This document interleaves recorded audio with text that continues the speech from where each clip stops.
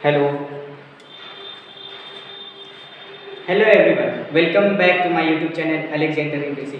तो दोस्तों, जैसा कि मैं बोल रहा था कि ट्रिग्नोमेट्री जब हम लोग पढ़ रहे थे, मैंने ये कहा था कि हाइट एंड डिस्टेंस को पहले ही होना चाहिए, है ना।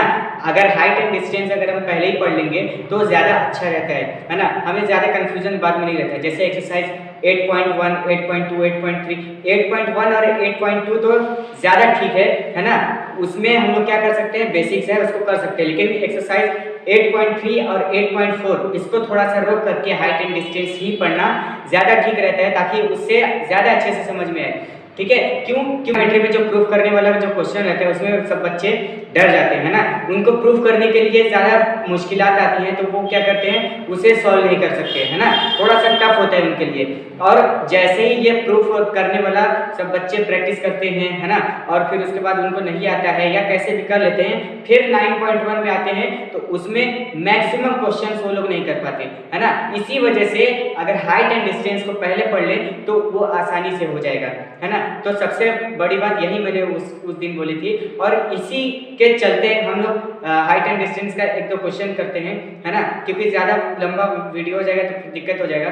छोटा सा पहले इस पर हम ओवरव्यू देखते हैं। मैंने क्या बोला था कि हाइट एंड डिस्टेंस में क्या रहता है कि कोई चीज रहती है, जैसे सपोज है कि यहाँ पे कोई चीज है ना, उसको अगर नीचे से देखोगे तो कुछ एंगल बनता है, मान लिया इस तरीके से, ठीक है। और यहाँ पे इसको मिला देंगे, मान लिया यहाँ पे 30 डिग्री बन रहा है, इसका नाम ए बी और सी रख देते हैं, है ना। मान लिया कि इसे ये हाइट 20 मीटर है, तो ये डिस्टेंस फाइंड किया जाता है ना। या कभी कभी ये बोल सकता है कि ये फाइंड करके जब ये 10 मीटर है।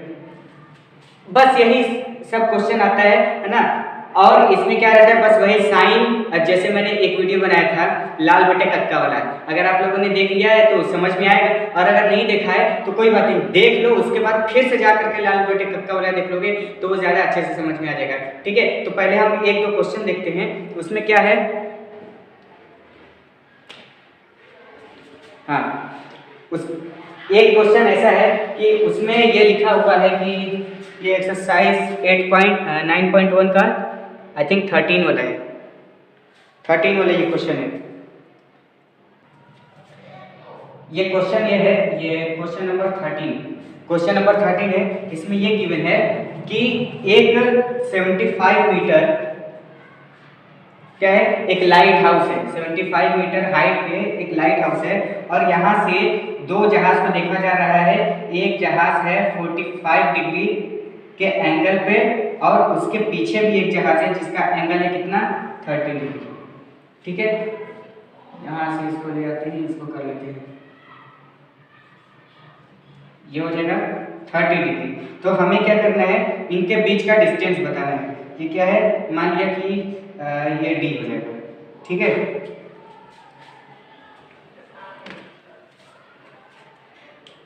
दोस्तों, ये क्वेश्चन इस तरीके से कि एक्सरसाइज 9.1 का क्वेश्चन नंबर 13 है ना। ये 13 मैंने पहले क्वेश्चन नंबर 1 2 ना बता करके 13 का इसीलिए बता रहा हूँ कि देखो कि ज़्यादा लेंथी प्रोसेस नहीं रहता है ना। उसमें क्या होता है, बस समझ की बात होती है। इसमें हम पहले एक ट्रायंगल देखेंगे, एक वीडियो में मैंने ये बता दिया है ना, दो क्वेश्चन हम लोग किए थे, तो एक वीडियो में मैंने बता दिया था। समझ लो कि क्वेश्चन नंबर 1 2 3 इसी के बेसिस पे है, यानी एक हिसाब से वो कवर हो चुका है। ठीक है, तो यहाँ पे क्या करते हैं, क्वेश्चन नंबर 13 है, इसमें क्या गिवन है कि एक लाइट हाउस है 75 मीटर हाइट पे, और यहाँ पे डिस्टेंस नहीं है जी, ये पिछले क्वेश्चन। तो और यहाँ से दो जहाज देखे जा रहे हैं, एक यहाँ पर है एक यहाँ पर है, और इन दोनों का एंगल कितना कितना है, ये 30 डिग्री है, ये 45 डिग्री है। तो हमें इन दोनों के बीच का डिस्टेंस फाइंड करना है। ठीक है, ये एक जहाज है, ये दूसरा जहाज है, यानी ये डिस्टेंस फाइंड करना है, डीसी। तो हम क्या करते हैं, पहले इस ट्रायंगल को देखते हैं, हमें ट्रायंगल लिखना है। ठीक है, तो ट्रायंगल लिखेंगे जैसे इस वाले को, जैसे ये अंडरलाइन ऐसे मतलब हाईलाइट में कर रहा हूँ, ये देखो ये वाला मैंने हाईलाइट किया, तो ये इस तरीके से एक ट्रायंगल बना। तो ट्रायंगल में ये क्या है, परपेंडिकुलर है, ये बेस है, और अगर परपेंडिकुलर और बेस रहे तो वो कौन सा रेशियो रहता है, 10 रहता है। तो यहाँ पर 10 45 डिग्री लिखेंगे। ठीक है, 10 45 degree equal to A B upon में बी सी, यही ना होता है, परपेंडिकुलर अपॉन बेस होता है, ठीक है। तो परपेंडिकुलर 75 गिवन है, tan 45 की वैल्यू कितनी होती है, tan 45 की वैल्यू होती है 1, और यहाँ पे ए बी कितनी है 75 अपॉन में BC। तो BC को इधर भेज देंगे, 1 से मल्टीप्लाई होकर के BC हो जाएगा और ये हो जाएगा 75 मीटर। यानी हमने ये फाइंड कर लिया, ठीक है, यानी ये हमने फाइंड कर लिया 75 मीटर ये होता है। देखा, ये है 9.1 का क्वेश्चन नंबर 13 और ये इस तरीके से होता है। अब सेम एक और यही स्टेप करना है, लेकिन 30 डिग्री लेंगे, ठीक है। लेकिन इसमें बेस क्या हो जाएगा, बेस यहाँ से लेके यहाँ तक, B से लेके D तक हो जाएगा। यानी यहाँ पे जो मैंने BC लिखा है BD हो जाएगा, बस सेम थिंग है। अब जैसे यहाँ पे tan 30 डिग्री मैंने लिखा, तो यहाँ पे ये क्या हो जाएगा AB अपॉन में BD, ठीक है। तो BD ये हो गया। अब tan 30 डिग्री की वैल्यू कितनी होती है, tan 30 डिग्री की वैल्यू होती है 1 अपॉन में अंडर रूट में 3, और ये AB कितना है 75, और ये हो गया BD, ठीक है। अब BD का इधर और √3 का इधर, यानी क्रॉस मल्टीप्लिकेशन करेंगे। तो क्रॉस मल्टीप्लिकेशन अगर हम करेंगे तो किस तरीके से होगा, BD इंटू में 1 इक्वल टू 75 इंटू में अंडर रूट 3। तो BD कितना आ गया, BD आ गया हमारा 75 अंडर रूट में 3। इस तरीके से हो जाता है, यानी यह हमारा BD निकल गया 75 अंडर रूट 3। लेकिन हमें क्या है, इन दोनों के बीच का डिस्टेंस निकालना था, यानी ये क्या है, ये है DC। DC क्या है, BD में से अगर हम BC को माइनस कर दें, ये अगर हम BD में से BC को माइनस कर देंगे तो ये बच जाएगा। तो अब क्या हो जाएगा, ये DC इक्वल टू ये BD हमारा कितना आया था, BD आया था 75 अंडर रूट 3 और ये BC 75 आया था। यानी ये हमारा आ गया DC इक्वल टू 75 कॉमन कर लेंगे, अंडर रूट 3 माइनस में 1 मीटर, ठीक है। यानी ये देखो क्वेश्चन नंबर 13 क्या करना था, बस tan का रेशियो मैंने याद कराया था। tan का रेशियो मैंने याद कराया था, परपेंडिकुलर अपॉन बेस होता है। एक बार 45 में रखेंगे, एक बार 30 में रखेंगे। जब 45 में हम रखेंगे तो ये डिस्टेंस फाइंड होगा, और अगर 30 रखेंगे तो ये पूरा फाइंड होगा। और अगर दो, अब जैसे इसमें लास्ट में मैंने क्या किया, डिस्टेंस फाइंड किया। जैसे आपको अगर बोला है कि भाई साहब एक लाइन है, यहाँ पे B लिखा हुआ है, यहाँ पे C लिखा हुआ है, यहाँ पे D लिखा हुआ है, मैं ये बोलूँ कि DC की वैल्यू बताइए, तो आप क्या करेंगे, आप करेंगे BC, जो BC होगा उसको और CD को ऐड करेंगे तो ये आ जाएगा BD, ठीक है। तो ये BD आ गया, और हमें क्या चाहिए, हमें ये चीज़ पूछा है। तो DC क्या हो जाएगा, CD या DC क्या हो जाएगा, CD equal to BD minus में BC करेंगे।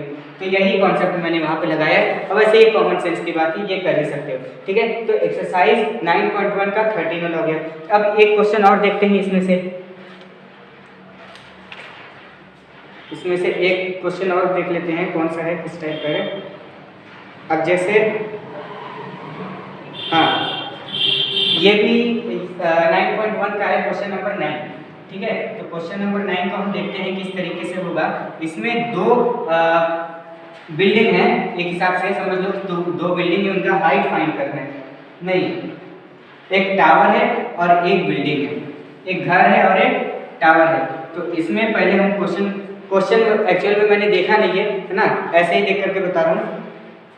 अब जैसे क्वेश्चन पढ़ेंगे तो ज़्यादा टाइम लगेगा, इसलिए क्वेश्चन ना पढ़ते हैं, आपके पास बुक है, आप देख सकते हो। अब देखो यहाँ पे एक क्या है, एक मीनार है, ठीक है, एक मीनार है और एक घर है। ये हमने मीनार बनाया, मीनार तो ऊंचा रहता है, घर नीचा रहता है, ठीक है। और जब मीनार, और अगर यहाँ से यहाँ तक देखा जाता है तो ये 60 डिग्री बनाता है और ये 50 मीटर हाइट है, ठीक है। तो हमें क्या फाइंड करना है, ये तो देखो क्वेश्चन कुछ इस तरीके से है कि एक मीनार है और एक घर है। तो इस घर की हाइट हमें फाइंड करनी है। ये बताया गया है कि जब हम इस घर के नीचे से देखते हैं तो मीनार का जो एंगल बन रहा है 60 डिग्री, और अगर मीनार के नीचे से अगर देखते हैं घर को तो वो उसका एंगल बन रहा है 30 डिग्री, ठीक है। और ये मीनार की हाइट है 50 मीटर। तो हमें height of the house building find करना है, ठीक है। तो हम क्या करेंगे, पहले इसका नाम लिख देते हैं, नाम लिख देते हैं तो ज़्यादा आसानी लगता है, ठीक है। यहाँ पे हम क्या लिखते हैं, ABC हो गया, यहाँ पे D लिख देते हैं। तो पहले क्या करते हैं, पहले इस ट्रायंगल को देखते हैं, ये वाला एक ट्रायंगल लगाया, ऐसे हाईलाइट मैंने किया। अब इसको सिर्फ देखना, यहाँ पे ये एंगल बन रहा है 60 डिग्री, यानी अगर इस तरीके से देखें तो यहाँ पे 60 डिग्री है और यहाँ पे 45 डिग्री है। ये A है, ये B है और ये C है। सेम जस्ट अभी थोड़ी देर पहले हमने जो क्वेश्चन किया वही है, बस यहाँ पे 45 डिग्री की जगह पे 60 डिग्री हो गया है। तो हम क्या करेंगे, पहले tan 60 डिग्री लिखेंगे। ये क्वेश्चन नंबर कितना है, ये 9 होगा, ठीक है। तो tan 60 डिग्री की वैल्यू जो है ये परपेंडिकुलर अपॉन बेस होता है AB अपॉन में BC, ठीक है। tan 60 की वैल्यू √3 होती है और AB कितना है 75 अपॉन में BC, ठीक है। तो BC को इधर ले जाएंगे तो BC जो हो जाएगा 75 इंटू में 1 अपॉन √3,